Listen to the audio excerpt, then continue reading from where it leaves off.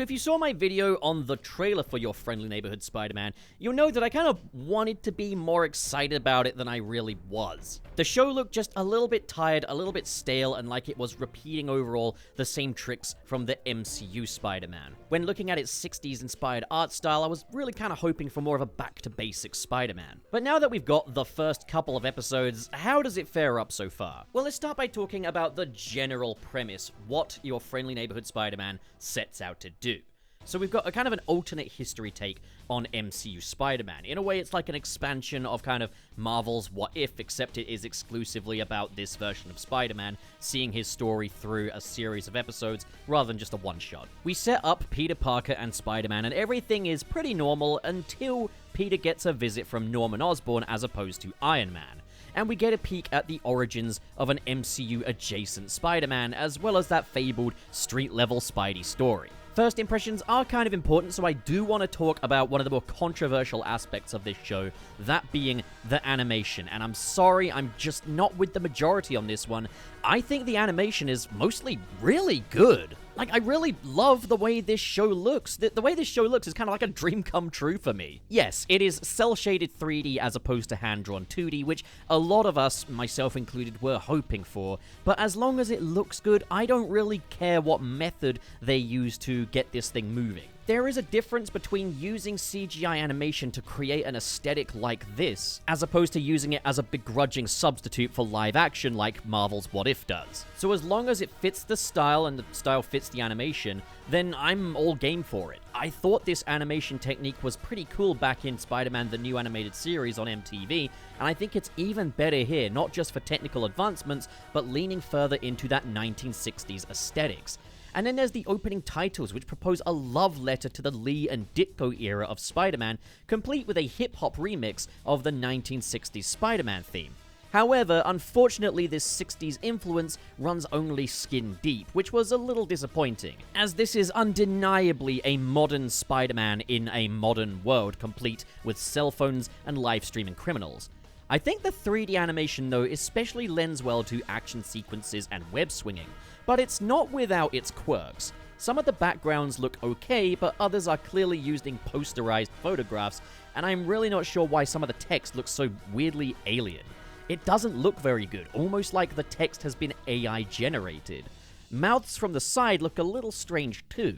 Also, my favorite part of this is the completely static background extras in some shots. These are hilarious. I think they needed some way to make these guys appear out of focus or something, because we can see that there's this one guy here who's just stuck frozen in a walking pose.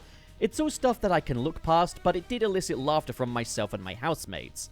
The score for this show is also really cool, with nods to Michael Giacchino's Doctor Strange theme, and in a pretty eclectic hip-hop inspired score for the rest of the show, which suits the playful vibe.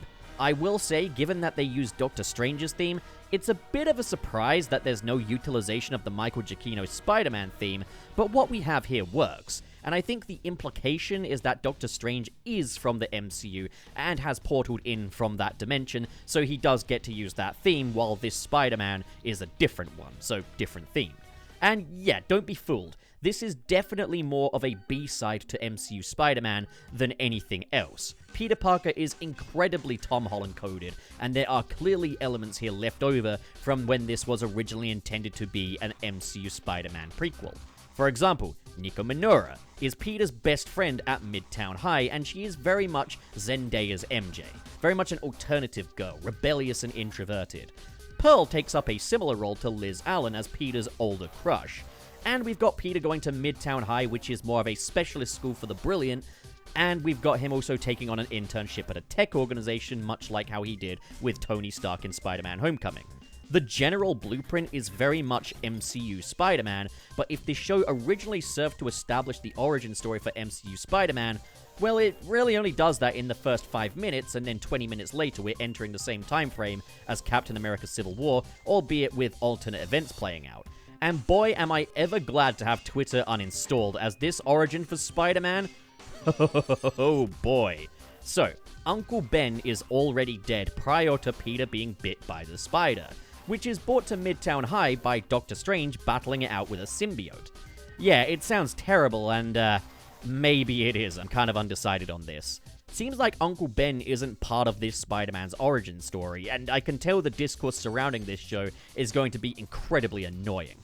I'll be honest, I'm not in favor of it. At the same time, it's such an abridged version of Spidey's origin story that they might as well have not bothered.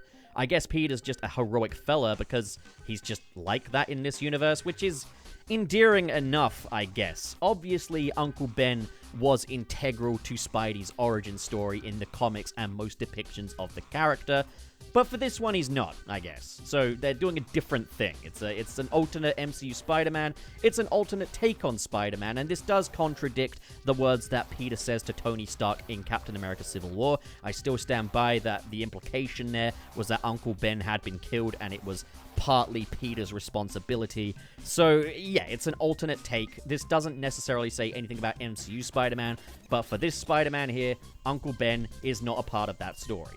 Perhaps they'll explore more of this later. Maybe similar things happen to Uncle Ben, and only now does Peter have the actual power to change things and make them right. Maybe being Spider-Man isn't a cause for his guilt, but a gift to allow him to make up for it. But maybe I'm just getting my wires crossed. Simply put, it looks like this show is not an origin story for Spidey, so MCU Spidey's origins will continue to be ambiguous regardless. If anything, this opening made me kind of just game for a Doctor Strange animated series, and I think we could have just began the show without this. It's the Spider-Man origin story, but the Spider's from the multiverse, and there's a symbiote, and there's Doctor Strange, and it just reeks of just some studio exec clacking Marvel Legends action figures together, while also gutting that origin story of its emotional core, which is Uncle Ben. Fortunately for the first 2 episodes of this series anyway, that opening scene is the weakest part. Moving past that, the first episode focuses primarily on Peter's school life and his very small-scale street-level adventures as Spider-Man. He's got a crush on Pearl, who used to be his babysitter, but unfortunately he was a little too late as Pearl is now dating Lonnie Lincoln, the high school jock.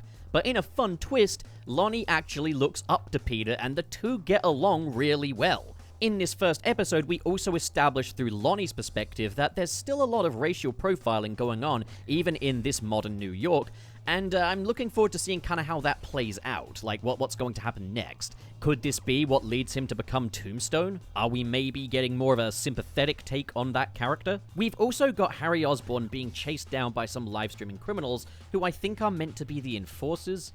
I don't know. Oh, nope, I think I'm wrong about that. I think this guy's outfit just happened to be an homage. Harry is rescued by Spider-Man, and that'll probably lead somewhere else. So we're doing kind of the spectacular Spider-Man the Animated Series thing of slow burn characters. Characters are introduced early on that will go on to become other things. Also, every Osborn in this show wears green. It's so silly. And that's episode 1, and to be honest, origin story notwithstanding, I found myself really enjoying the Spidey antics and exploring a little more of Peter's school life.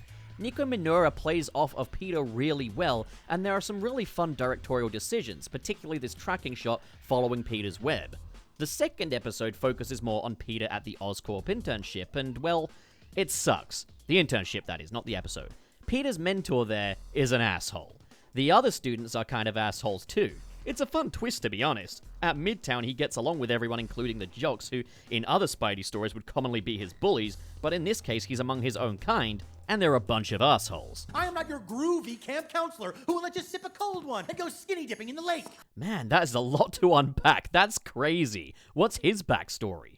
We're also introduced to Dr. Connors as well, once again, slow burn characters. Now, there's no saying that all of these will definitely go on to become the villains that we know them as from the comics, as after all, the MCU hasn't done that. We've got Ned Leeds, but it doesn't look like he's ever going to actually become the Hobgoblin. Cindy Moon exists in the MCU, but there's nothing to say that she's going to become Silk either. There's a lot of instances where names could just be names. However, during the break period, Peter is pulled away from the internship to battle Butane, who's burning down the wrong building. You're looking at the future site of 52nd Street. We're on 51st Street.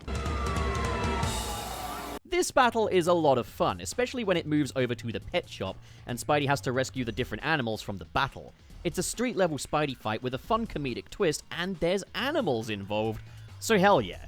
After this, Peter returns to Oscorp, where Norman reveals that he knows Peter's secret identity because CCTV caught footage of Peter changing into his Spidey suit in the stairwell.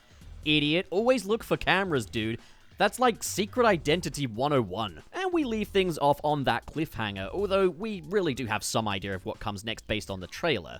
On paper, this does all sound very been there, done that, which is kind of the vibe I got from the trailer. So I'll be honest, I can't quite put my finger on why I enjoyed this show as much as I did.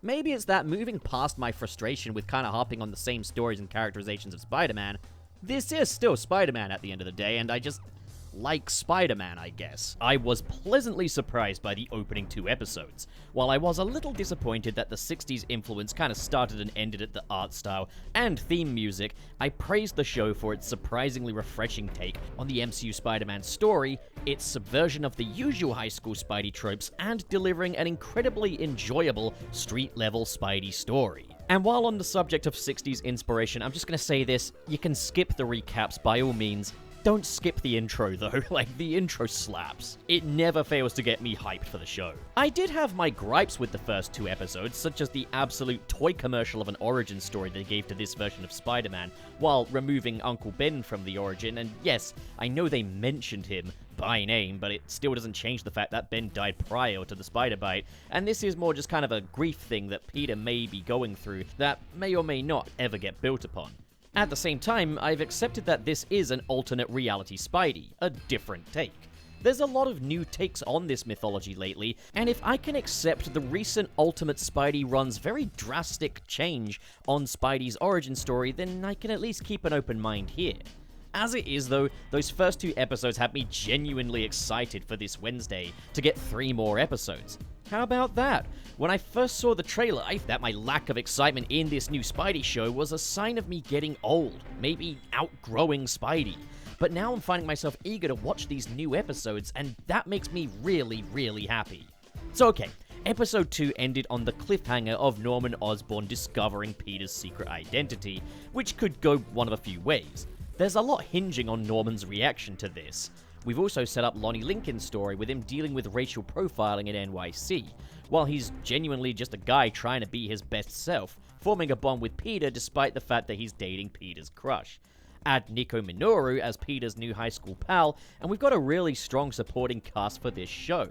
So, yeah, with all that down, let's dive into these new episodes. So, episode 3. Among Us. Well, as it happens, Norman takes things pretty well after discovering Peter's secret. He has a private meeting with Peter at a restaurant, and he offers Peter his support in his Spider-Man endeavors. And it's revealed that the entire internship at Oscorp was set up in a bid to find Spidey's associates so that he can thank Spidey for rescuing Harry in the first episode. Peter politely declines Norman's offer and reconsiders the internship, fearing that he could endanger Norman's life with his Spidey antics. As he and Norman part ways, Peter only asks that Norman not tell Aunt May, with everything she's been through after Uncle Ben's death. And yeah, he's mentioned a few times in these episodes. You do get a sense for what he meant to Peter, even if he wasn't necessarily involved in the origins of Spidey this time around. He's generally more present here than he is in the MCU Spidey films. So whether or not guilt is really a part of Spidey's grief, that grief is at least a bit more present than it was in those MCU films. And Peter and Norman are well characterized here too. Norman is likable, charming, patient, and understanding. Wait a minute. Norman Osborn, all those things? Weird. But hey, who says different has to be a bad thing? Let's see where this is going. There's a really great open dialogue between him and Peter. Peter's selflessness is also brought to the forefront with him declining Norman's help for fear of endangering him and only asking that Aunt May also be able to keep her distance from Peter's life as Spidey. So again, even more so than the superhero aspect, we are just playing up that Peter is a good man. Even when someone knows your secret, your biggest concern is the well-being of someone else. So we have kind of an A-plot, B-plot kind of structure going forward as Lonnie's little brother Dre is arrested and found to be part of the gang, the 101s. When discovering that Dre is effectively bound to the 101s, Lonnie negotiates with Big Donovan, aka the Big Don. To get his brother out of the gang, Lonnie is willing to join the 101s in his little brother's place, making a super noble sacrifice.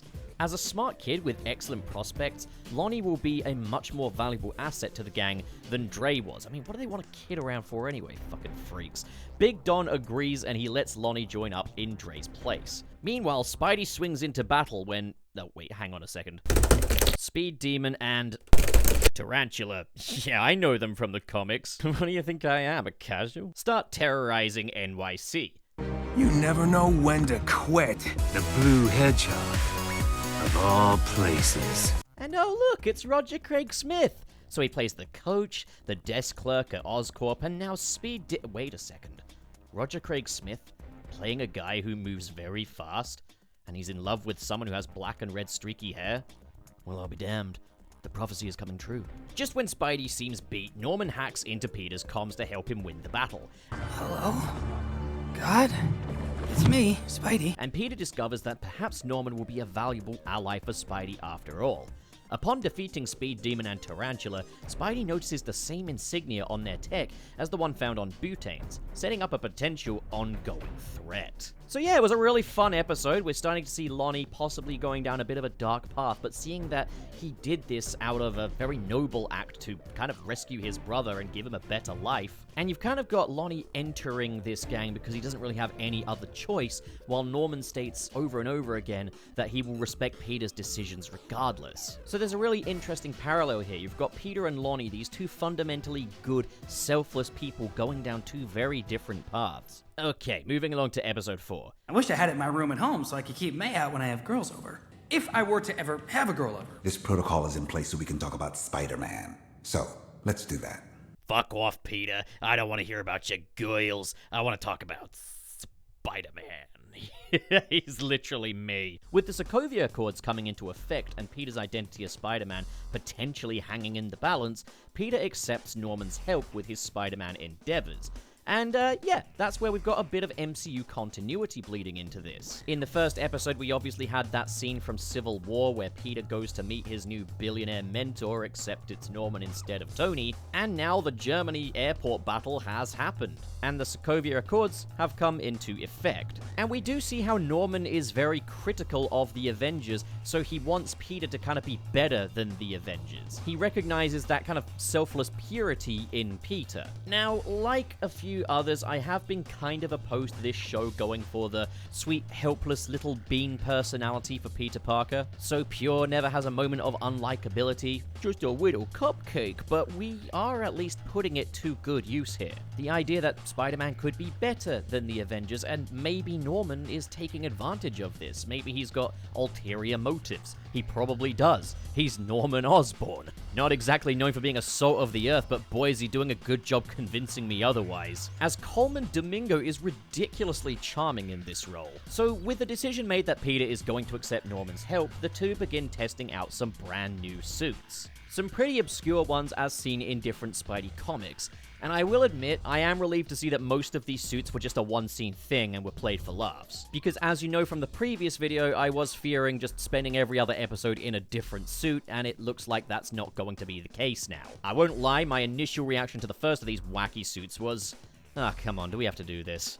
But I was pleasantly surprised that these didn't end up being an intrusion, and more just serviced this episode in particular.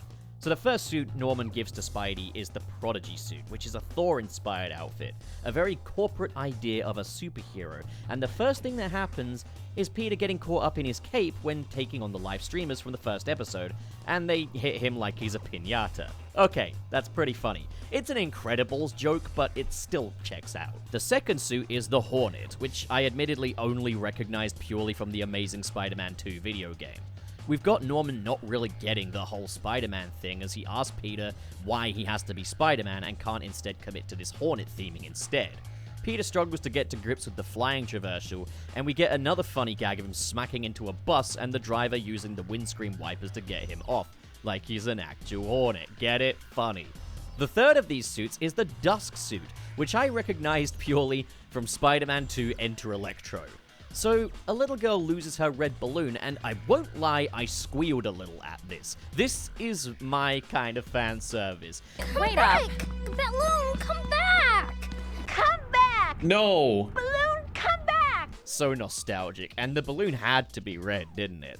Well anyway, Balloon Kid gets the fright of her life when she's handed her balloon back by our spooky, shadowy new Spidey in his Dusk suit. This all eventually leads to Norman realizing that he needs to stop trying to change Spider-Man into something he's not and just let Spidey be Spidey. This all feels like a little commentary on the various other identities Spidey has taken on over the years and how they dilute the character. I was worried about all these different suits being in the show purely for that exact reason, but it seems the show actually agreed with me on that. Guess I should just trust the process sometimes.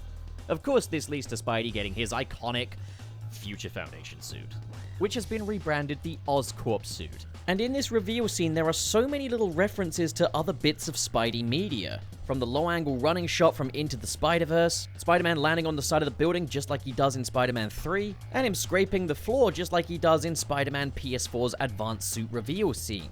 This being more of an advanced Spidey suit minus the gimmicks of the other suits he's worn in this episode. Now there's another detail I really like here. Norman tells Peter that this suit will be just how he's always imagined it. Now, we have seen Peter sketching his own design for the suit throughout the series. Heck, he has that drawing with him in this scene, and yeah, it's obviously the classic suit in that artwork. And Norman's latest suit, the one that he tells Peter is exactly how he always imagined it, Isn't it just how you always pictured it? doesn't resemble that at all, showing that these two have different visions for who Spider-Man is. Now, I've praised the animation in this show. It's a hot take, I know. But I think the 60s inspired art direction looks really nice, and the cel-shaded 3D animation allows for some cool camera trickery and stunts. I gotta say, this new white suit lends really well to this art style, but there's a slight design readability issue here. I don't know if it's just me, but I thought his eyes had weird jagged white slits in them at first, and I didn't realize that this was just meant to be a shine on the blacked out lenses until he moves his head. Again, I might be stupid, but this also might be a slight readability issue here. But just when the city seems dead, a heist crew in an armored vehicle barrel through NYC. And Jesus Christ, how many roles does Roger Craig Smith have in this show? It is my role. This team of Russian criminals have stolen enough money to secure a deal with the mysterious mastermind behind the tech upgrades that Butane, Speed Demon, and Tarantula were using. This group of criminals consists of Mikhail Sitsevich, Dmitry Smerdakov, Mila Masaryk, and Roxana Volkov. Some names in there you might recognize. Mikhail is the father of Alexei Sitsevich, who would go on to become the Rhino.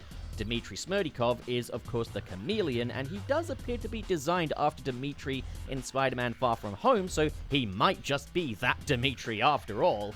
So whether or not these guys will go on to become their villainous personas in this season or not remains to be seen, but right now we're seeing them purely as just a heist crew. Now, you might be thinking Spidey's obviously gonna stop the crooks, right? Well, no. Instead, he focuses his efforts on helping the endangered New Yorkers, and the police are the ones that tend to the heist crew. Mila, however, manages to escape and tracks down the inventor behind the Infinity insignias, and it turns out it's not an infinity symbol. It's OO. Otto Octavius.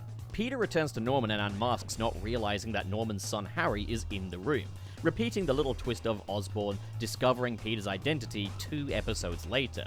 But that's just the A plot of the episode. The B plot once again centers on Lonnie Lincoln, who's trying to catch up on some valuable studying while at Big Don's hideout. However, Big Don doesn't appreciate this and sends Lonnie into dangerous gang territory to pick up some burritos. Man, anime food sure does look delicious, huh?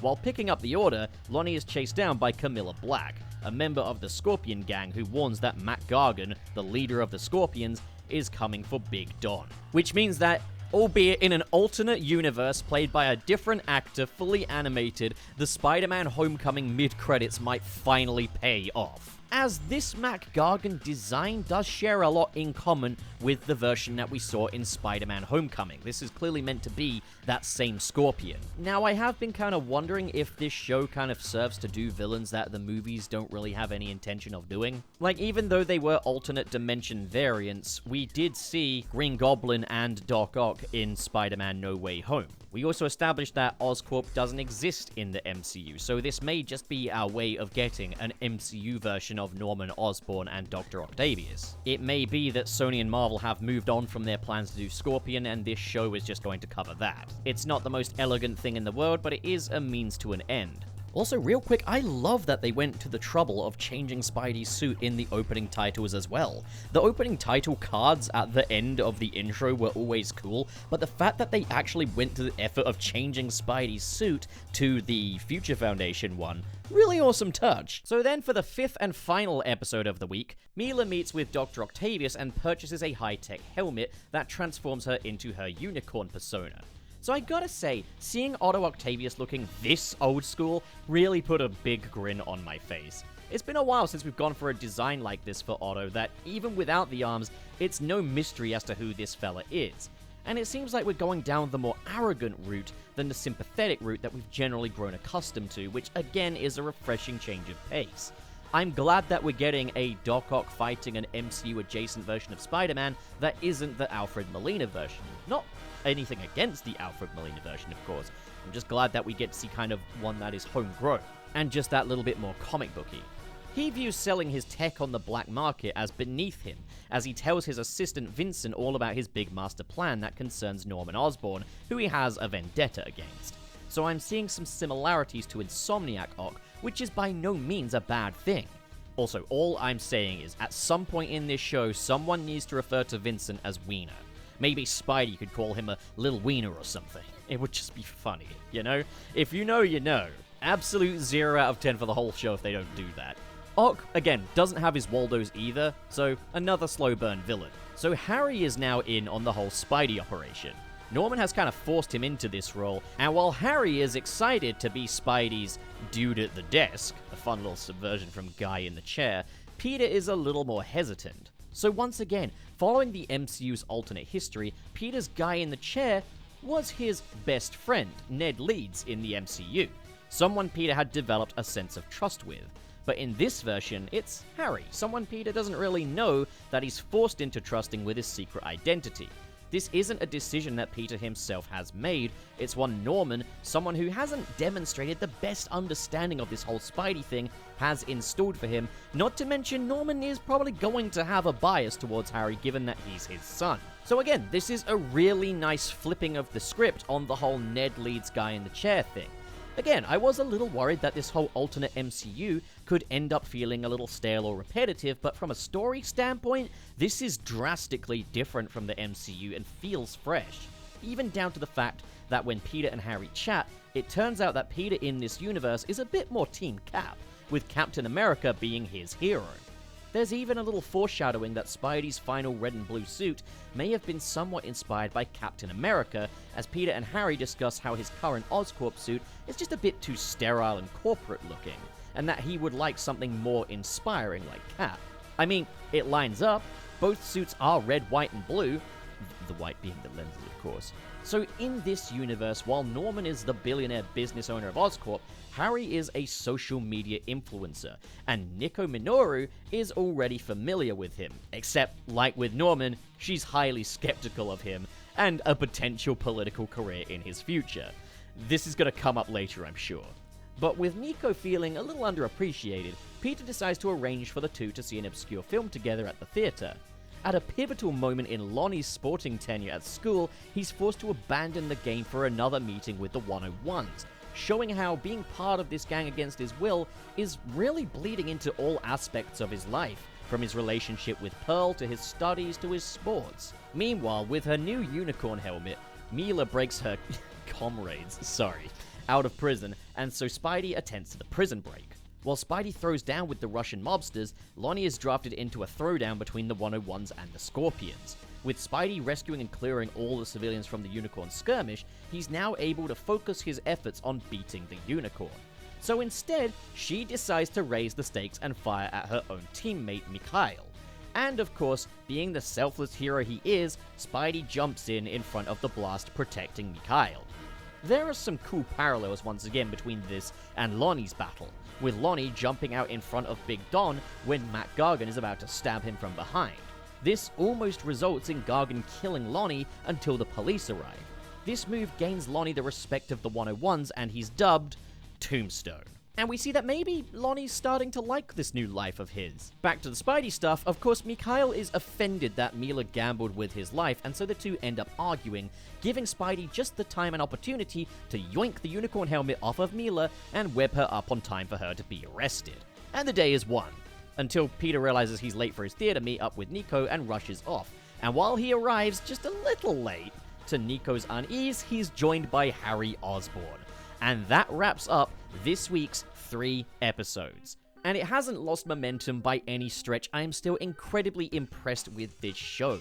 There's a clear emerging theme here, and that being paths. Both Peter and Lonnie are fundamentally good guys. Peter is going down a path where he's being nurtured. The Oscorp internship nurtures his intellect, and Osborn setting him up to be a far greater hero than the Avengers once again nurtures his selfless side. Clearly, things aren't perfect, as Norman doesn't quite get the whole Spider-Man thing, but it's all coming from a place of gratitude for saving his son.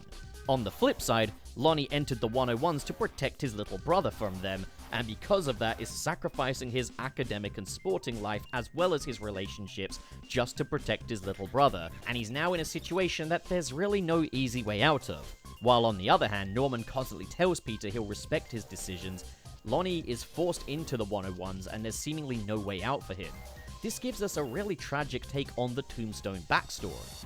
I'm assuming that in service of this story, the cracks in Norman's virtuous facade, because they're inevitable, won't really start to show until season 2 at the earliest, as having Norman be a nurturing and kind type parallels Big Don nicely. Although, maybe that's a little weird. The rags to riches gang leader being portrayed as the out-and-out bad guy, while the billionaire is the good guy. When we've seen, through Lonnie, how good people can get caught up in gang culture through desperation, maybe Big Don has a similar tragic backstory that we don't know about yet, while Norman is secretly just an asshole. It could go either way. I do really enjoy the structure of the slow burn A-listers versus the Z-listers that Spidey's fighting right now, but I do fear that there may be a few too many pillars in this story villains-wise. It's not an issue right now, these episodes are great, but it could become an issue later in the season depending on how they pace this. We've got Doc Ock having beef with Norman Osborn, we've got Scorpion and Tombstone stories. We're building up to a lot here, but again, there are at least still 5 episodes left to go. I'm guessing characters like, say, the Lizard, Rhino, and Chameleon will probably emerge later down the line. I think I've also heard that we're supposed to be getting Kingpin in this series as well, so there's a lot still to come and there's a very short amount of time left for this season, but all the same, I doubt they're going to do everything all at once, given that this was greenlit for a 3rd season, just recently. Now, I must admit, there are some areas where this show builds on some things that I think the MCU movies were just a little lacking in. Are generally accepted that Peter's supporting friend cast in the home movies were more comedic and quirky with minimal drama, and that was refreshing for what it was, but I can certainly see what Brown Table and High Top meant when they said they wished they'd aimed just a bit higher with that supporting cast. In this show, I feel like they've definitely corrected that. Peter and Lonnie's parallel stories provide generally more interesting character beats than much of what we saw in the MCU films. And rather than traveling across Europe and battling multiverse threats, this feels a bit more in line with the stakes of Spider-Man Homecoming, allowing us some much needed time with a street-level Spider-Man, even in a tech suit which even then is drastically toned down when compared to, say, the Stark suit. We're also spending a bit more time with Peter and Norman just working together than we ever did with Peter and Tony in the MCU. Yet there's kind of more of a skepticism coming from Peter as well, more a sense of unease. Yeah, we saw Spidey and Iron Man fight side by side in Civil War and Avengers Infinity War, but we didn't really get to see them sit down and chat much outside of that introductory scene in Captain America Civil War. I guess this is where the benefits of this show's structure, episodic format, and place outside of the MCU lie. We don't have to interrupt Spidey's stories to deal with the latest Avengers movie's repercussions or anything like that, and stories have more time to breathe, so yeah, we can spend more time with a character like Lonnie Lincoln than we could ever afford to in the films. And in some ways, even Peter feels that little bit more fleshed out here. As I mentioned, he's a lot more skeptical of Norman than MCU Peter was of Tony, and his protective side is massively played up as he's always faster to rescue civilians than he is to apprehend perps. We focus a bit more on Spidey's compassion, that beyond being a superhero, he's just a good man. And where the MCU connections are in this show just makes this universe feel that little bit more lived in. They're not intrusive or arbitrary. For example, the Sokovia Accords leading to Spidey accepting Norman's help.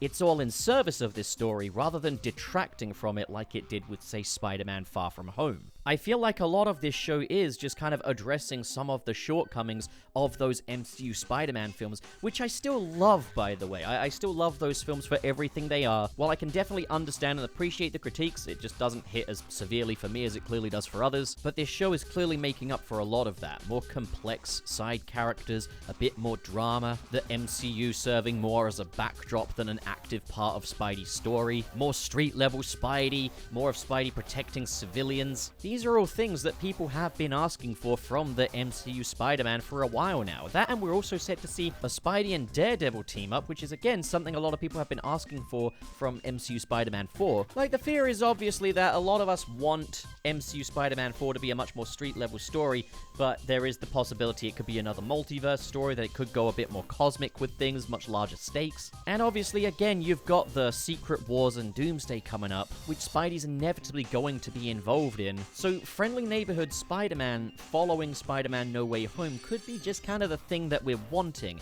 It doesn't change the fact that Spider-Man No Way Home did end setting up a much more introspective, isolated Spidey story. So I still think going down this massive multiverse route would probably not be the right call, but whatever that call ends up being, I think Friendly Neighborhood Spider-Man definitely remedies things a little bit. It's a show that complements and is complemented by the MCU Spider-Man films that I still think would actually work on its own 2 feet quite well just as well. So yeah, I'm buzzing for what comes next from this series, episode 6. So the honest prospects of Lonnie Lincoln continue to crumble before him, as he's kicked off of the football team, and Pearl is really worried. He's become very absent in her life. He's not attending his classes. And with that, Peter is without a school lab partner, so he is assigned to join the team of Pearl and Emma. So Peter actually got what he wanted in episode 1, to be Pearl's lab partner, but not under the circumstances that he wanted,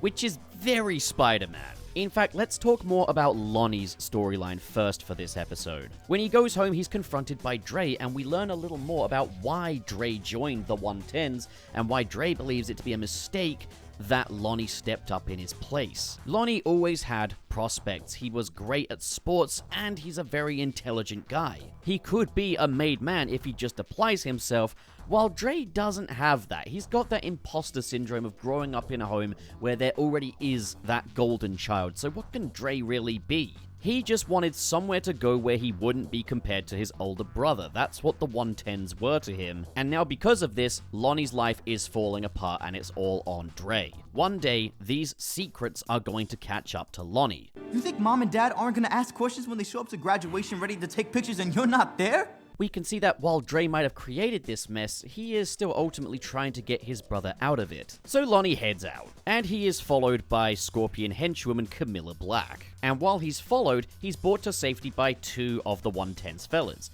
And then, Big Don tells him that he can stay the night at the hideout and they'll keep him safe if he's feeling spooked. And here we are seeing a bit more of why Lonnie's loyalty to the 110s is growing and developing. He feels like these guys have his back, so he's gonna have their back. But why was Camilla following Lonnie? What did she get out of this? Well, we'll talk about that later. For now, let's get back to the Peter plot. So Peter asks Nico Minoru if she's angry at him for inviting Harry to movie night, as she's also been a little absent. However, Nico tells Peter that she doesn't keep secrets. She doesn't keep things close to her chest. She's a communicator. That's kind of a pillar of their friendship. There's no secrets between the two of them. Oh, brother, I wonder where this is going. Well, anyway, with that put to bed, Peter invites both Nico and Harry to his for a movie night. And things don't start off great, as Harry seems like he's every bit as vapid and oblivious as Nico had him pegged to be. What kind of caviar is this?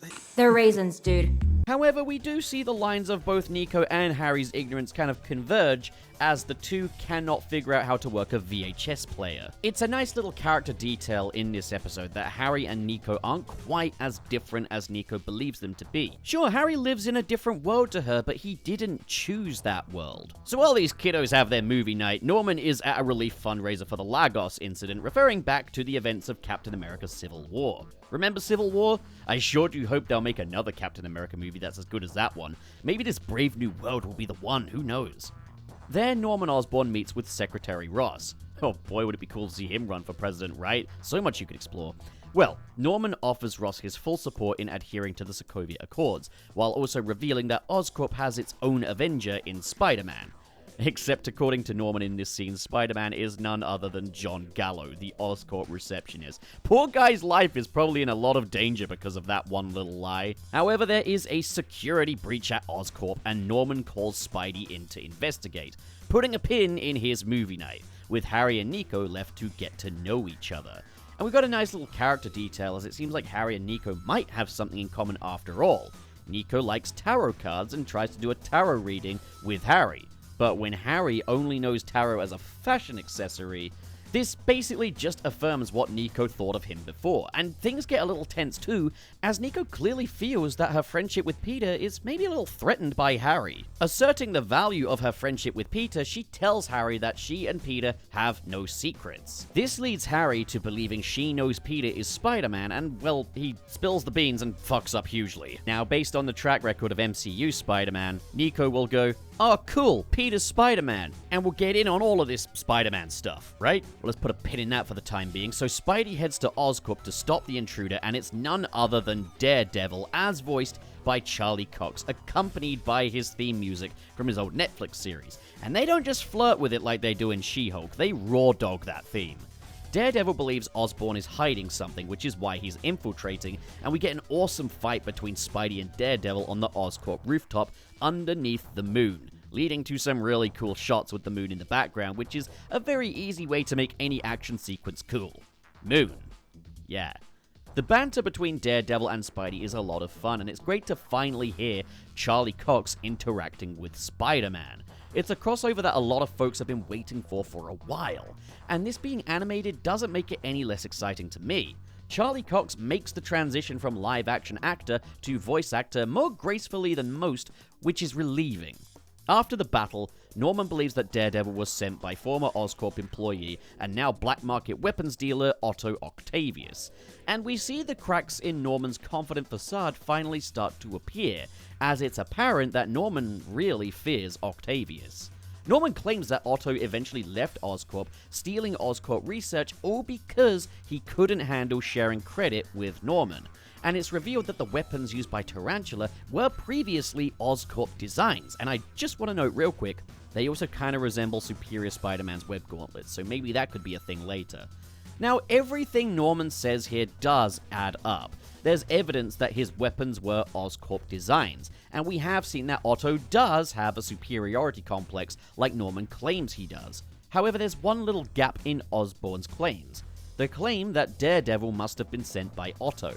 Anyone in the audience will be quick to point out how unlikely that is, but even Peter does, noting that he just doesn't seem like the type he's encountered working under Otto so far, and that he wasn't kitted out with any tech. He's a skilled fighter. So, what is Osborn hiding? What was Daredevil really looking for? So Osborn has a plan. Track Otto Octavius down using his tech and take him out of the picture. Peter arrives home and Nico clearly thinks this whole Spider-Man thing is a prank, so she playfully swipes at Peter's backpack only to discover the Spider-Man suit. Harry was right. He knew something about Nico's best friend that Nico didn't. Peter was keeping secrets from her, thus ending the Peter story for this episode. Now, quickly back to the Lonnie episode. It turns out that Camilla was led straight to the 110's hideout by Lonnie. And with Matt Gargan now transformed into the Scorpion by Otto Octavius, the Scorpions have everything they need for an all-out assault on the 110s. So, this episode was all about secrets. At the start of the episode, we see that transparency and trust means a lot to Nico, and that she takes her friendship with Peter very seriously, only for Harry to reveal that Peter is Spider-Man, creating a rift between Peter and Nico in the episodes to come. Dre warns Lonnie that he'll never be able to keep the 110s a secret when his family show up to his graduation, only for him to not be there. Norman is clearly hiding something, and we've got our two masked vigilantes battling atop the Oscorp Tower. Secrecy is definitely the theme of this episode, and it's explored in a way that the MCU Spidey films really didn't get the chance to. Remember how Spider-Man Homecoming ended with the cliffhanger of Aunt May discovering Peter is Spider-Man, only for us to never explore the fallout that could cause? Well, buckle in, folks, because that's what our next episode is all about. So, episode 7. Nico isn't talking to Peter. Her friendship with him isn't what she thought it was, and Peter realizes further the kind of effects that keeping secrets from your loved ones can have on your loved ones, as Pearl is also distraught. She has no idea what's going on with Lonnie, where he's going or why he's keeping his distance from her. Peter, with his experience as Spidey, tries to tell her that maybe secrets can be the very thing that keep our loved ones safe, but she says, I decide what I can and can't handle. That's not someone else's choice to make. this is a super sincere and nuanced handling of the whole theme of a secret identity. We haven't seen secret identities taken this seriously in the MCU since Daredevil Season 1 when Foggy found out. And while this isn't quite as tender as that was, it still explores the rift that secrets can create between people. The MCU Spider-Man movies really just ran with the whole "my friend is Spider-Man, that's really cool" angle that I think a lot of us find very relatable without ever actually being in that situation. But with secrets come dishonesty, distrust, so the message is, we need to ban Christmas. After her pep talk with Peter, Pearl receives a text from Lonnie's kid brother Dre. We're gonna move on from that. So, Norman and Peter try to use Otto's materials to trace him, and we get a little fan service in the form of some Spider-Man 2 references, which I can appreciate. Tritium? I doubt he's managed to harness the power of the sun. It's here where we learn that Otto is using gamma radiation to power his weapons now, but that he's underestimated the potential consequences. Peter mentions that using gamma radiation could cause Ox Tech to fuse to the user's skin. And we all know that part of why Scorpion is so pissed off all the time is due to the fact that he's unable to get out of his Scorpion suit. So we're seeing the puzzle pieces come together or be fused together in regard to the Scorpion storyline. Anyway, Harry heads over to Nico's to try to make things right after movie night. He asks her to forgive Peter, first and foremost, and we can see here that Nico has a lot of insecurities about being left behind by her loved ones, which I guess makes some sense given that she is a foster child. Issues of abandonment are quite common in that community. And I mean, go figure. So, Harry and Nico eventually finally bond over Harry's car. It's always the car. Nico never learned to drive before, and Harry's got a really fancy schmancy car that he offers her to teach her how to drive. Now I'm gonna say this. These two reckless teens had best have learned a lesson, because street racing is dangerous enough, but when you don't even have your driver's license and have only been driving a single day, and the car doesn't have teaching pedals, holy hell, Nico, you could have gotten someone killed. Don't do that again, you guys. You hear me, fictional characters? Don't do that again. But the two have a lot of fun together, and Nico realizes that maybe she was wrong to prejudge Harry. I think there's a little something to be said about what we deem nepo babies, and how often society judges the children of celebrities based on their parents. Nobody really chooses the world they're born into or their parents.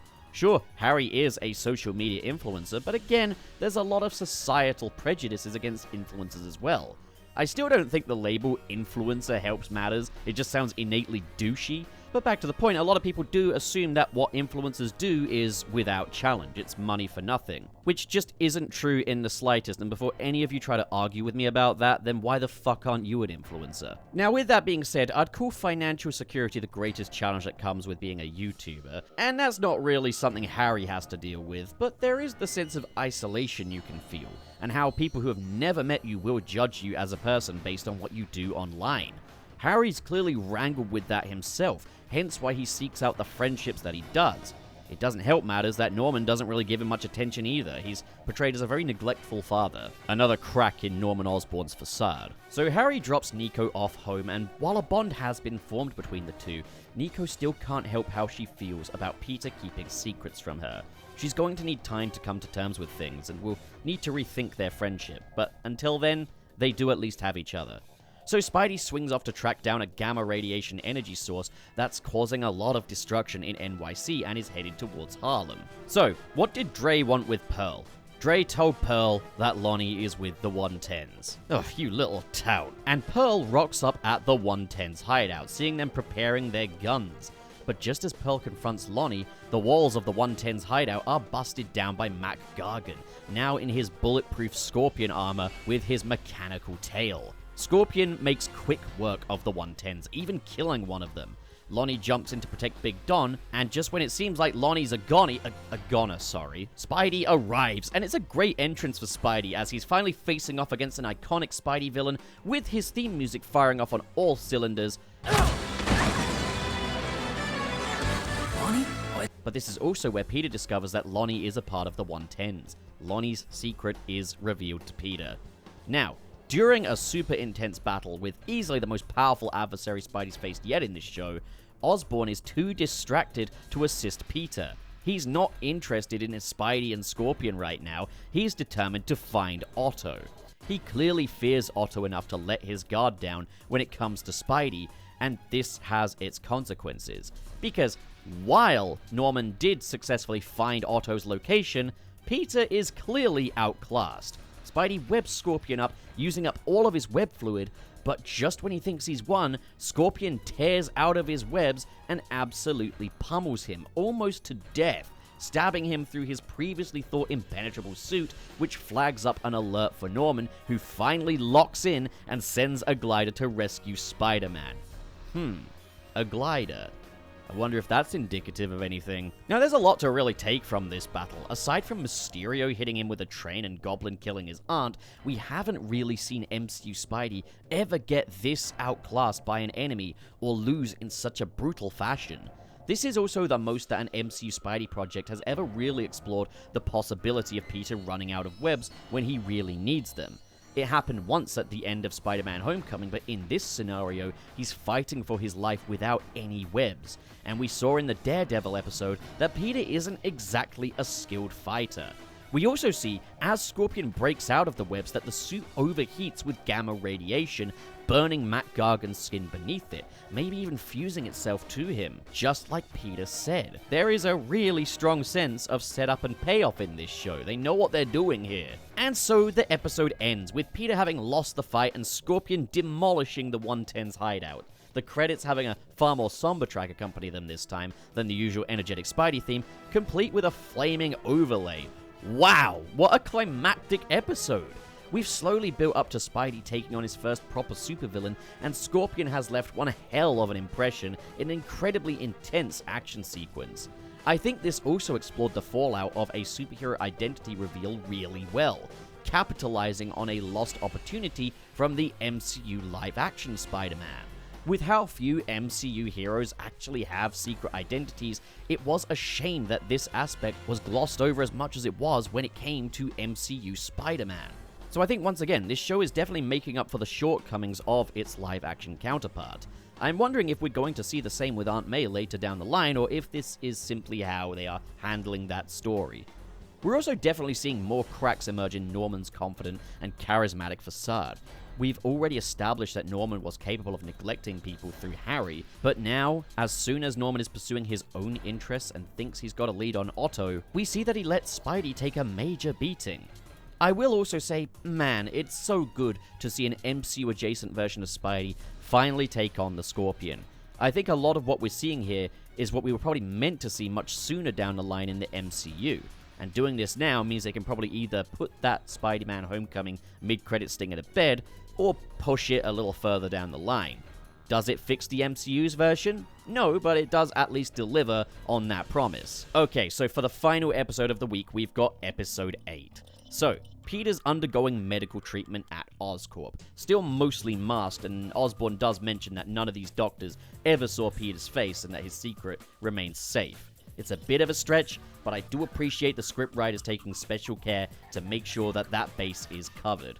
During medical treatment, Peter is having nightmares of the Scorpion beating him.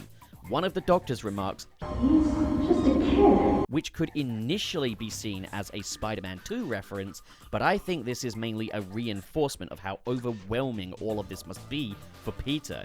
It was one thing when Daredevil was dealing with Kingpin and the strain of his secret identity on Foggy and Karen, but Peter is just a kid. This is all happening in formative years of his life, when he's got other things to worry about. Because of Peter's enhanced healing factor, he's able to get up and go the next day, albeit with some cuts and bruises, but it's not that simple. Peter wants to go for round 2 with Scorpion to ensure that he can't hurt anyone else. He's seen how dangerous Scorpion is, and he needs to be taken down, or else any further bloodshed is on Peter's hands, showing us that Peter is fully aware of the whole great power, great responsibility mantra. When people get hurt, or worse, that'll be on me. But he also fears that he may not have enough power to contend with what he's up against. Scorpion, Doctor Octavius, and so it goes. Osborn tells Peter that he doubts himself because he never unleashes his true power on his adversaries, that he pulls his punches. He needs to stop pulling his punches and focus on winning the fight, or else maybe he's not what Norman needs him to be. The Oscorp suit is in tatters. Norman has found Otto and is sending the authorities to take him down. Peter just needs to take a moment to think, and with that, we get a much more meditative episode than the previous ones. There's no Spider-Man in this one. It is a purely Peter Parker story. Now, as Peter is leaving Oscorp to head home, he overhears a scream. So he goes to investigate and finds it's one of the interns screaming for joy that Peter's science project over at Oscorp is working. He's made a scientific breakthrough with the help of Dr. Connors. This whole thing may come up later, but we also see that Oscorp are beginning experiments on animals, including reptiles, which is surely a little foreshadowing as to Dr. Connors' fate. Possibly in a later season, or maybe in this one at the rate we're moving. So Peter gets home to Aunt May, who's shocked by his bruised and cut appearance. Once again, Peter's secrets are stacking up and weighing him down, as Aunt May wants to know just what the hell is going on. So Peter tearfully breaks down, telling Aunt May that Nico is mad at him, and Norman Osborn is disappointed in him, and his whole life is just getting too big for him. He's, after all, just a kid. Aunt May assures Peter that he's already the man he needs to be, and that he's already living up to his potential. She admits that she wishes Uncle Ben was still around to be that rock for Peter, another man that Peter could look up to and confide in, who'd truly understand him. And Peter assures Aunt May that she's enough. She's as perfect of a parent as he could ever ask for. Both Peter and May feel like they need to live up to something, living up to Uncle Ben. Peter is insecure about being strong enough for the responsibilities that he has to take on and the people that he has to do right by, and Aunt May feels like she isn't strong enough of a parent for Peter. Now again, we need to talk about how this makes up for one of the live-action MCU Spider-Man movies' shortcomings.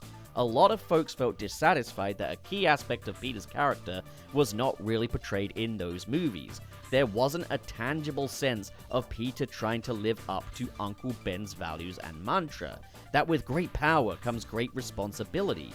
Part of the reason this was done is because it's something everyone, even non-Spidey fans, know about Spider-Man. They just kind of glossed over that. This show here has left little breadcrumbs as to the kind of man Uncle Ben was, and made it so that Aunt May is insecure about living up to Uncle Ben as a parent, but that Peter is insecure about living up to his responsibilities, which is something thematically tied to Uncle Ben. There is the man, and there is the mantra.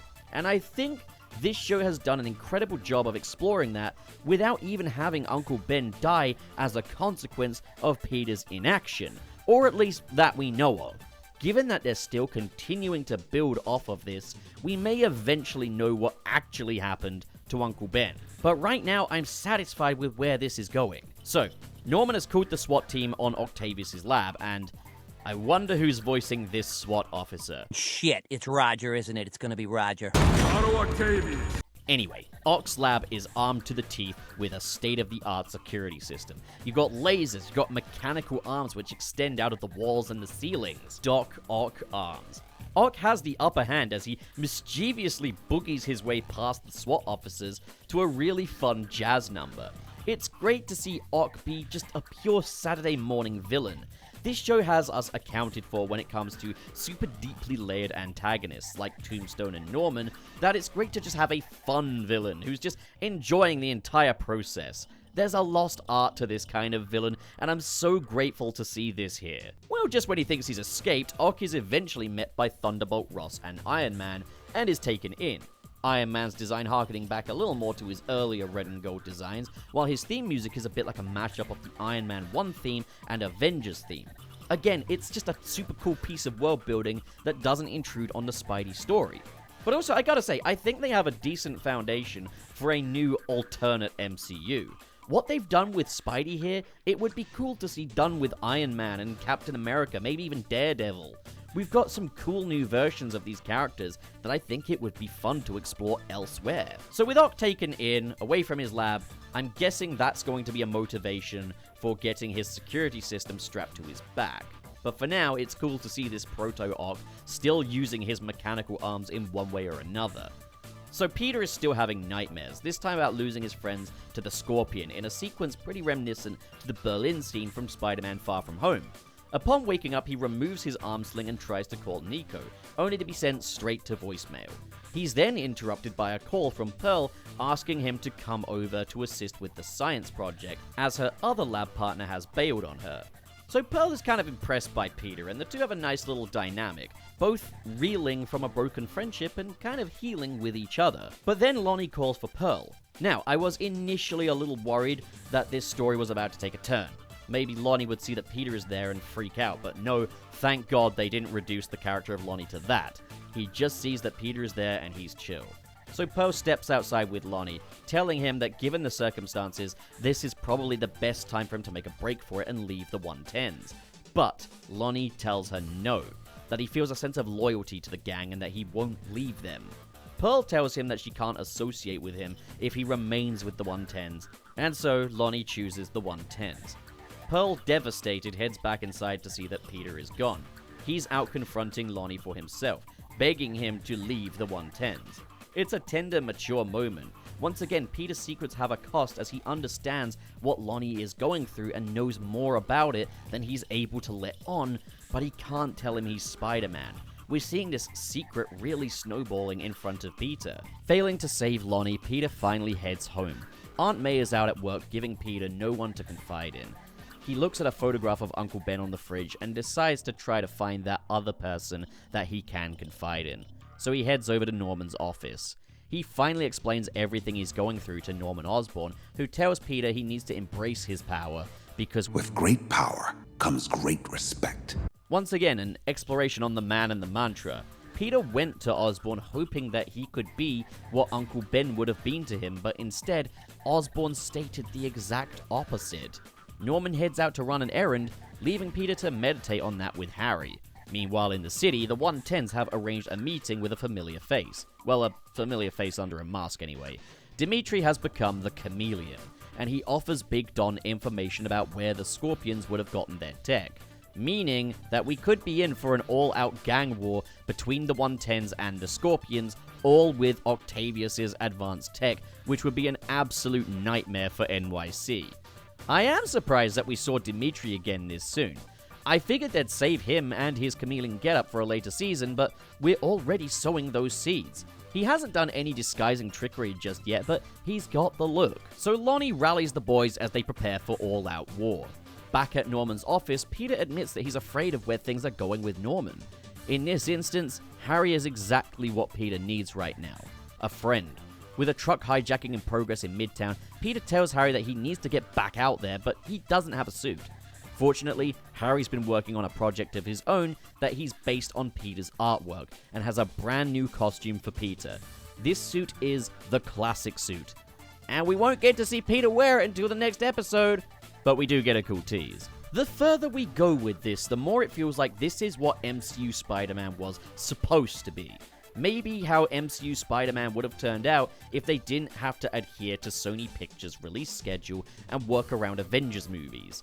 The MCU Spider-Man movies put themes of responsibility in the background to focus on Spidey coexisting in a world where the Avengers exist, while this show prioritizes the world building of Peter Parker. Uncle Ben, the man in the mantra. We've got the theme of Peter keeping his secrets at the absolute forefront and are exploring the actual fallout of that in a far more proactive way than what the MCU Spider-Man movies ever did. I still love those movies for everything they are. Different Spidey projects can explore different ideas, but as far as telling a quintessentially Spidey story goes, Your Friendly Neighborhood Spider-Man is everything MCU Spider-Man live-action projects were missing. It's more intimate, more interpersonal, more mature even. I'll just say straight up, I think if this show sticks the landing in its 2-part finale episode, I think this will be the best Marvel Studios Spider-Man project by a fairly wide margin. I don't need globetrotting adventures, or Iron Man cameos, or big fan service multiverse adventures with returning characters. I just want a really great story that treats Spider-Man with the reverence he deserves, and this show is exactly that. That doesn't mean I can't enjoy those other things, but this show right here is on the absolute bullseye of what I want from Spidey stories. Fair damn play. And I'm just really intrigued to see where things go next. I do hope we'll see more of Daredevil. I hope we'll actually know what he was looking for because, like Peter, I don't think I buy that he was just working for Octavius. Obviously, I hope things get better for Peter and Nico, and I'm so excited to see Spidey in his classic red and blue suit. I do understand the frustration with superheroes constantly having to earn their iconic costumes in these kinds of shows. I get that completely. At the same time, while an overused trope, I do think it's a case-by-case basis.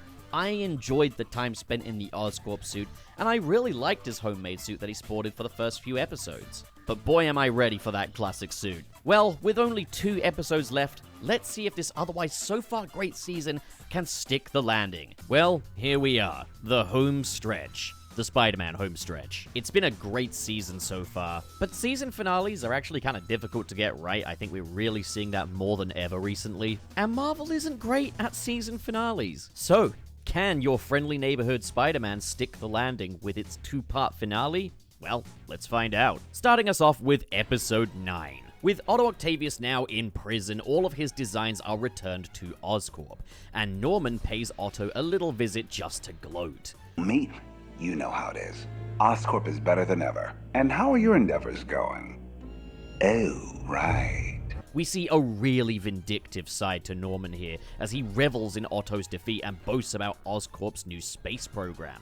Whatever went on between these two, this was a really petty move, and he seems to get Otto pretty damn riled. As someone who reads Superior Spider-Man, I loved hearing Otto's iconic catchphrase here. This version of Otto is wonderful, and I cannot wait to see more of him. So, while Otto's assets are being transported back to Oscorp via truck, with what's left of the 110s, Big Don moves in to hijack the truck and get his hands on whatever he can, causing carnage in the streets. Carnage. The Oscorp truck almost hits Nico Minoru, but he arrives just in time. You catch a teeny tiny glimpse of Spidey in the reflection of Nico's gem, very briefly revealing a look at our new Spider-Man in his red and blue suit, and goodness, it just feels right.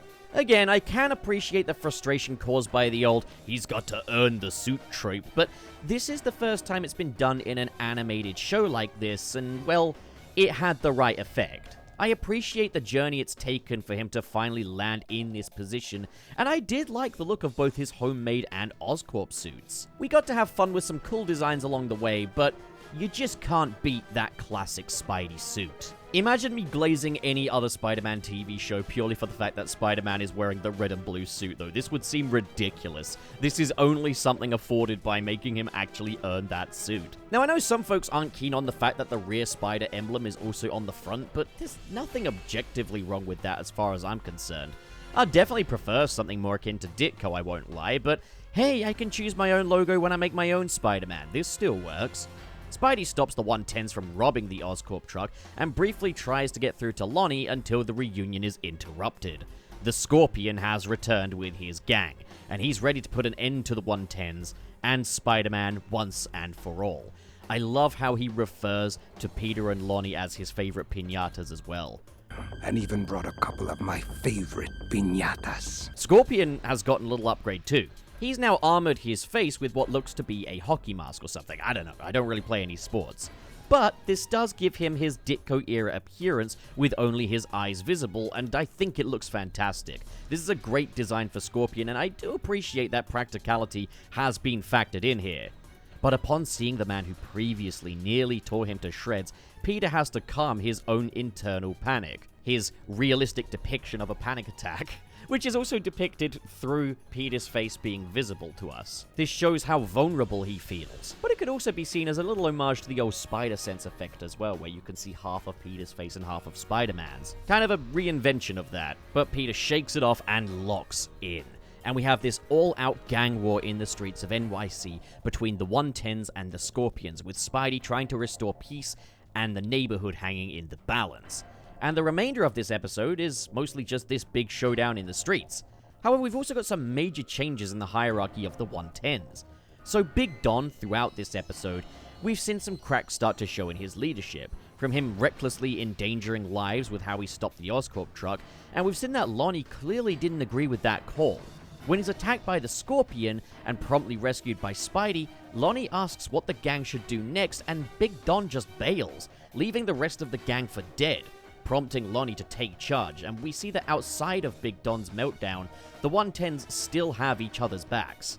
In the moment where Lonnie is given as good of an opportunity as ever to leave the 110s, he is reminded as to why he's loyal to this gang. It was never just about Big Don, and I think that's a great bit of character development. And so while Spidey and Scorpion throw down, Lonnie heads for the Oscorp truck to find whatever he can to defend himself and the gang against the Scorpions. So Lonnie is effectively all in at this point, leading the 110s to victory. But it's here where we get the next stage of Lonnie's evolution into Tombstone, as he accidentally knocks over a canister of some form of gas, temporarily incapacitating him, and it's left a mystery as to what this gas actually did until it's a real life or death crunch time situation. We get this moment as Lonnie steps up to protect Spidey after coming to, and Scorpion charges at him, and it's just real edge of the seat stuff. We hear something impact someone from above the rooftops, and there's this real sense of hang time as to what the outcome is. Did Lonnie hit Scorpion? Did Scorpion impale Lonnie? And then we get the reveal. Scorpion would have impaled him were it not for the fact that the gas has now given Lonnie super strength and durability, like a form of super soldier serum. And so we finally get the iconic duo of Spider-Man and his best friend Tombstone. Wait a minute. There's a great sense of catharsis though, as these two fight side by side, gaining the upper hand on Scorpion. But Scorpion is really damn determined. He does not stay down. He pulls a crane load of girders down on Lonnie, and there's no saying if he could survive that. Scorpion antagonizes Spidey further. Oh, what's wrong? Your little friend gets squished? And it's here where Spidey begins to consider Norman's words, as he stops pulling his punches, seemingly effortlessly locking in, ready to kill Scorpion with his own tail in a scene that mirrors Spider-Man No Way Home, with Peter attempting to kill Green Goblin. In this instance, though, Lonnie gets up and stops Spider-Man from delivering the finishing blow, just like Peter 2 did in No Way Home. We even get the nice little touch of Lonnie telling Spidey, "Don't be like Scorpion," when Peter is about to kill Scorpion by using Scorpion's own weapon. Following the battle, Nico and Spidey are reunited in a cathartic scene where not only does Peter get the chance to apologize, we see that Nico has done some soul-searching for herself in her time apart. That she maybe shouldn't have given Peter such a hard time when she'd underestimated how difficult this must be from his own perspective. Also, gotta love this flipping of the Raimi script here. Rather than the upside-down kiss, you've got the upside-down punch. And so the two are buddies again and agree to no more secrets. Except Nico is hiding something. Something to do with the little gem she wears around her neck. And of course, Nico Minoru's character does originate from The Runaways, a comic series I know nothing about, so this is all new to me.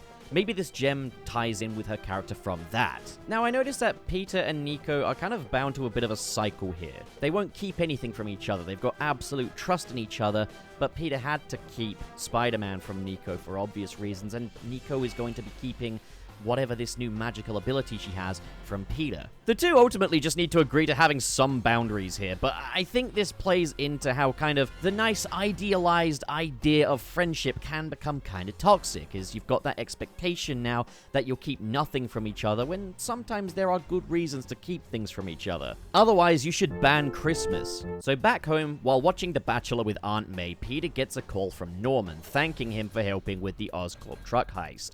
Peter admits he almost went too far today, and let's be honest, Norman doesn't give a shit, but he sure is how good at pretending he does and just happens to say what Spidey needs to hear. That we all stray from the path from time to time, but what matters is he made it back. And he tells Peter that if it were up to him, he'd have a whole army of Spider-Men. And it's in the next scene where it's revealed Norman isn't joking about that. During Peter's surgeries after the first Scorpion fight, a sample of Peter's blood was taken, and it has been used to replicate the spider that bit him back at Midtown, potentially setting up some form of Spider Island storyline, or other Spider-Men, maybe a Miles Morales in this universe. Now, to be honest, Episode 9 is a perfectly worthy season finale. It throws a few curveballs at us. Lonnie doesn't complete his villain arc, in fact he's given an ideal opportunity to turn things around now, with him now leading the 110s. Maybe this gang could be a force for good. He's got the super strength and durability of Tombstone now, but his skin wasn't bleached by the gas like I'd initially expected. Lonnie has a second chance now, which could make his journey to becoming the villain we know from the comics that much more tragic, or we could see him capitalize on this opportunity and not become a villain after all, maybe a superhero or anti-hero take on Tombstone. If I had to criticize one thing, it's that the members of the public quickly dissipate during the battle, reducing its stakes somewhat. But also, why are the 110s so hell-bent on fist fighting? No knives, no melee weapons, no guns even? I guess the guns were destroyed with their hideout, but really? No weapons? This would have ramped up the intensity of the battle and put bystanders in even more danger, if there were any bystanders. That being said, the battle is directed really well and is full of great choreography. It conveys all the character beats that it needs to with flying colors, the 110's loyalty, Lonnie's leadership, and willingness to sacrifice juxtaposed with Big Don's cowardice, Spidey locking in, not quipping and joking around, his PTSD from the first Scorpion fight. There's a lot of layers here which have to be appreciated. This isn't just spectacle, this is a character beat-laden scene. And with Peter and Nico now friends again, what's really left for the finale to do? Well, I'm glad you asked, Channel Pup, because we're now going to talk about episode 10, the season finale. There are all sorts of things I would have expected from this finale before I expected this. Of course, they'd have to be fairly hasty. Maybe Octavius becoming Doc Ock, or maybe Norman Osborn becoming Green Goblin, perhaps Tombstone completing his villain arc, but again, that would have to be super abrupt. What the hell could we possibly accomplish now in just one single episode? Well, first of all, we wrap up a loose end. Peter, Pearl, and Emma's school assignment. Except Peter is running late with the diorama, which is essential for the presentation, all because he's caught up in stopping a carjacking as Spider-Man. Fortunately, he makes it just in time, but the diorama has definitely seen better days now. Emma, however, comes in clutch. All we've seen this girl do is look at her phone, and she's just been ghosting Pearl ever since her last study meet with Peter. Well, it turns out there's a reason for this. She was studying. Not really the most team player move in the world, but she manages to save the group's presentation. So fair play to her. Emma, the true hero. We need an episode where Emma and Dre get into a fight, so we've got the true hero versus the true villain. That will be the season 3 finale, guys. Emma versus Dre, bet on it. So after school, Peter heads over to the Oscorp internship, where Norman proudly tells the interns that their individual projects will be used in the development of Oscorp's latest and greatest frontier. So this had me thinking, okay, so maybe what they've been creating will be used for goblin-related purposes somehow? Maybe Norman will have himself bit by one of the spiders completing the transformation, but no. Remember at the start of episode 9 when Norman was gloating to Otto about the development of the astronaut space program? Well, Norman has built a Stargate. But with the exception of professional brown-noser Amadeus Cho, the students have objections about the possible risks, what they could be inviting to our world, and the fact that their work is being used for this without their consent. Yeah, it's super shady stuff that even Dr. Connors objects to. For a moment, though, I genuinely thought, oh, okay, so maybe that's how he becomes Green Goblin. Maybe this was set up. Maybe that's what Peter's device that he created in one of the previous episodes was for. I mean, we've already seen the glider, and we did see the glider at the end of the last episode as well. At the same time, maybe it's a good thing that they're holding off on Goblin. Rather than turning it into the Green Goblin just yet, we're exploring how dangerous Norman Osborn can be without being the Green Goblin. We're exploring how dangerous a sane businessman can be. What were you talking about, Hudson Thames? This show is woke as hell, and I love it for that. It turns out that it's not just the scientists and interns that object to Norman's little space project, as Doctor Strange appears out of a portal commanding Norman not to go through with this project. Now, how does Strange know about this? Well, apparently the sorcerers have had their eye on him for a little bit, but on top of that, it's firmly established that Doctor Strange still has the Time Stone in this universe, which he uses a few times in this episode, so maybe he's been backwards and forwards investigating this. Heck, he's not the only one. Daredevil was doing a similar thing just a few episodes ago. But one thing Doctor Strange isn't aware of is the incident at Midtown. Him fighting the symbiote there. He's got no recollection of that, which initially had me thinking, shit, this is a multiverse thing, isn't it? It's a different Doctor Strange. Well, put that in your back pocket. That was my estimate at the time. Norman gives a speech about how superheroes fucking suck, no offense, Spider-Man, and opens the Stargate anyway, despite Strange's best efforts to stop him. Alright, Norman, you did it. So what's the plan, bud? You're just gonna walk out there, scoop up some space dust and sell it on eBay? Just when Norman gloats about how it was successful after all, something steps out of the Stargate. It's a symbiote. The same symbiote we saw in episode 1. And so the scientists and interns are all evacuated, and Spidey swings into battle to get this eldritch horror back where it came from. And there's a lot of spectacle on display here as both Spidey and Doctor Strange work together. Peter remembering Doctor Strange, but Strange not remembering him. Neat little post-No Way Home parallel there, wonder if that's intentional. We even get the rarest of unicorns here. A superhero naming conventions joke in a Marvel Studios project that isn't lampshaded beyond the point of all comedy. The name's Spider-Man. I'm Strange. No more Strange than the gooey alien trying to kill us! But it's also exciting to see a symbiote in an MCU-adjacent universe battling Spider-Man. I think some of the sound effects they used for the symbiote also come from the Ultimate Spider-Man video game. And we've got some incredible set pieces here as Doctor Strange really improvises. He briefly tries to send the symbiote to the Dark Dimension, but Spidey accidentally launches himself in there as he battles the symbiote in this psychedelic realm, which looks like something out of Revolt in the 5th Dimension. Wait! You dare to probe the secrets of Dementia 5, eh? And then, a giant multi-headed symbiote kaiju tries to make its way through the Stargate, which looks a lot like the final boss of Spider-Man Web of Shadows. But the most noteworthy moment in this battle is when Doctor Strange opens a portal in the ground with the symbiote disrupting him, causing the two to go to the past, to Midtown High. And through that portal drops an escaped spider, the one Norman infused with Peter's DNA. Eventually, it's not Peter's spider powers that save the day, but instead his brains, as he's able to shut off the Stargate while Strange sends the symbiote back in. After the battle, the two reflect on the incident, with Doctor Strange full of regret that he's now altered the time stream and the trajectory of people's lives. But Spidey explains to Doctor Strange that if the incident didn't occur, we'd never have gotten our friendly neighborhood Spider-Man. We've got Peter here, a guy who's been through a lot, always wondering if he's good enough, learning to accept the natural order, that some things just have to happen, that mistakes will happen, but ultimately it's who we choose to be going forward that matters. The timeline is whatever it is now, but we're gonna make it work. And being Spider-Man has always been about just that, making it work. Making this accident that happened to him when he was a teenager work. Taking the death of Uncle Ben and making it into something greater. Spidey does ask Doctor Strange if he can travel time, can he help him to prepare for whatever's next in the future? Doctor Strange tells Peter that no, he can't do that, but from everything he's seen, Spidey is ready. Back at Oscorp, Norman looks over the ruin of his Stargate, which almost kind of looks like a pumpkin bomb at this point. Maybe a goblin eye, or maybe I'm just searching for the foreshadowing here. Well, Norman sees a little bit of symbiote goop that has broken off of the symbiote that was rampaging around in there, and he sees a new opportunity. We then smash cut to Harry at Aunt May's with Peter and Nico. Now let me just hold on this real quick. Oldest trick in the book. Zoom in on the symbiote and then smash cut to whoever's going to be wearing it. That's usually a sign that that person is going to be Venom and just...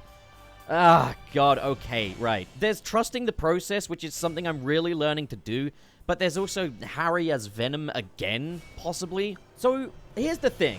I feel like Eddie Brock fans over the past few years have really been dragged through the mud. The only really notable Eddie Brock Venom we've had in like the past decade has been the Tom Hardy Sonyverse version of Venom, which, let's be real, is a fun character, but isn't really Venom in a lot of ways, and was heavily held back by stories that were not allowed any connection to Spider-Man. We could really use an Eddie Brock Venom right about now. At the same time, I get that this show is a remix of Spidey mythology, so probably won't be Eddie Brock, but does it have to be Harry? Does it have to be Harry again? We've seen Harry be Venom several times now, and every time it's happened, I've just wished it was Eddie Brock instead.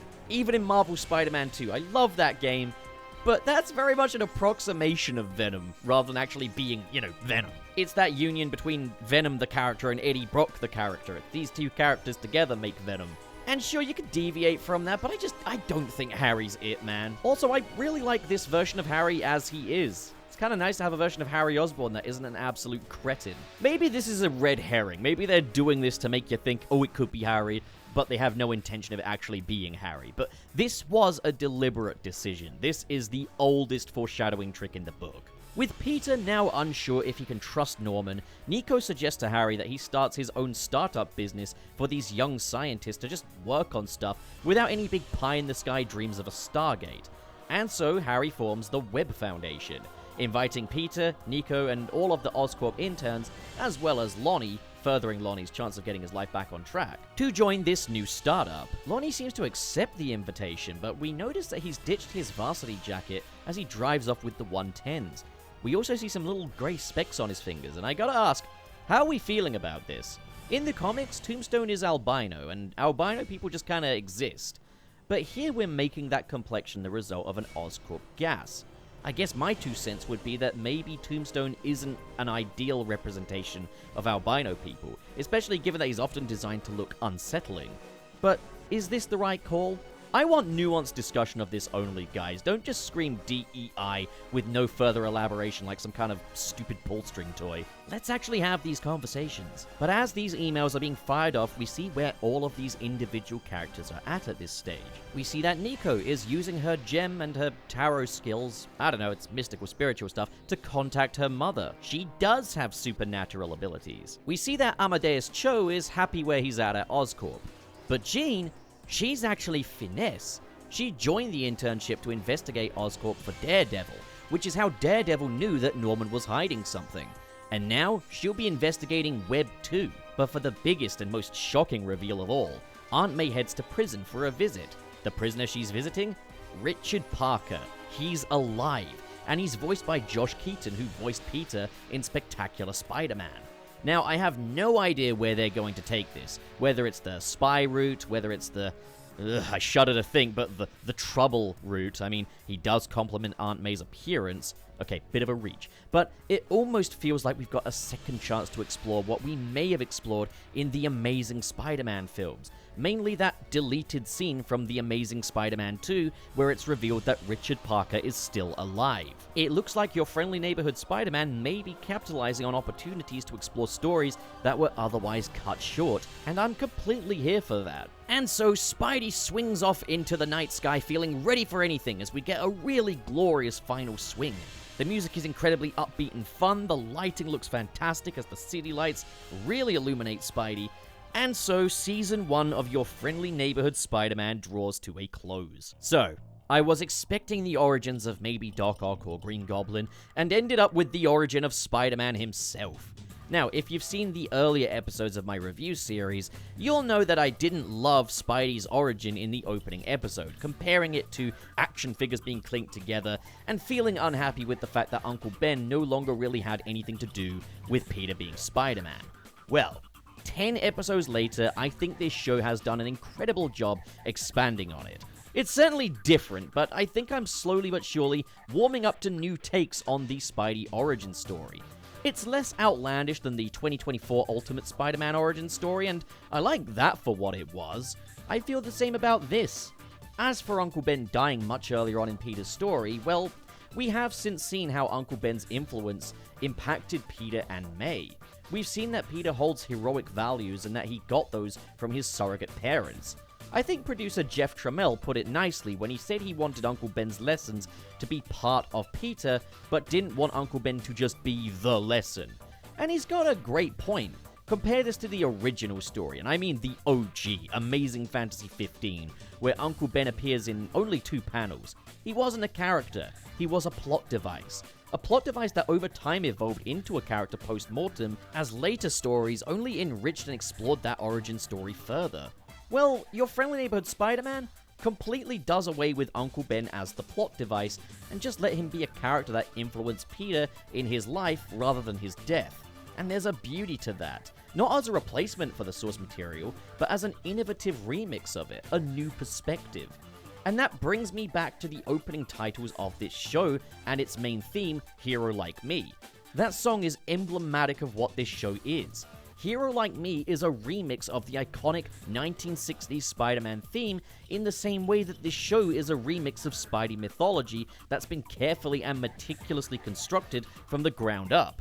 We've used the MCU as a backdrop, we've got a Ditko-inspired art style, we've got little nods to Raimi here and there, and possibly even Mark Webb's Amazing Spider-Man universe with the Richard Parker reveal.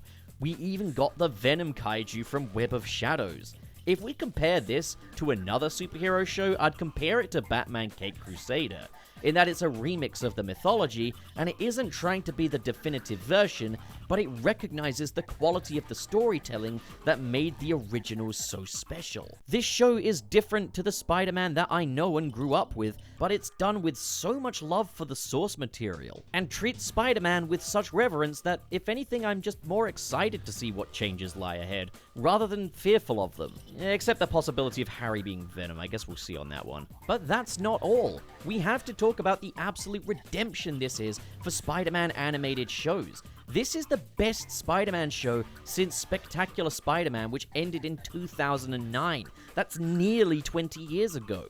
But it also brings out the best in the streaming model as well, in that previous Spidey shows had to adhere to network guidelines such as no blood, no punching, and we've seen the writers of previous Spidey shows get around that in really clever ways, using that limitation to their advantage. But one thing I noticed across a lot of previous Spidey shows is that they really spell things out for the kid audience to keep up with, which is something your friendly neighborhood Spider-Man doesn't do, to even close to the extent of, say, Spider-Man the Animated Series, or, God forbid, Ultimate Spider-Man with its, frankly, fucking excessive exposition. This is a show that I'd say is suitable for kids aged 7 and up, but it's up to parents to make that call, the way it should be. The show isn't going to talk down to kids. And then there's the future of this show, as Jeff Trammell tweeted out the designs of Gwen Stacy and her Spider-Woman persona. Some have speculated that this could be a multiverse thing, however I think this is just the next stage in Norman's Army of Spider-People plan. She is, after all, holding what looks to be a pumpkin bomb. And among the names Harry enlists for the Webb Foundation, we can see Max Dillon and Ned Leeds possibly hinting at Electro and Hobgoblin for Season 2. So I'm pretty excited to see where this is going. When the trailer first dropped for this show, I feared I was getting old, mentally, that I was outgrowing Spider-Man, that this thing that's been a constant in my life, a constant source of joy, was finally losing its magic. I've never been so happy to say I was wrong, because I love your friendly neighborhood Spider-Man. Well, what do you guys think? What do you think of the season? What do you think of the finale? And what do you think of my video? Comment below, discuss. And as always, if you've enjoyed this video and you want to support more like it, be sure to hit subscribe, hit the like button, and in the description below is the link to my Patreon page, where for as little as $1 a month, you can get updates on my own Spider-Man animated project, among other perks such as ad-free downloadable videos, and your name in the credits. A special shout-out goes to the patrons in the $5 and above tier. They are Seppo the Smith, Silver, Josh Strider, Grant Allen, Twilord, Coco210, Hey It's Classy, Ian, Cho Henshin, KB, RT0, Carlex, Hypes, Sad Goku, Dare Denny, SSS06, Kale Bennett, who remembers Poibles from the stream. Remember the Poibles? They were fantastic. Ken K, Mr. SP, Sirius the Skeptic, Biotin, and Vera Wild. Thank you, folks, so much for your generosity, and to all of you at home, thank you so much for watching, and have a great day. Now get out of here.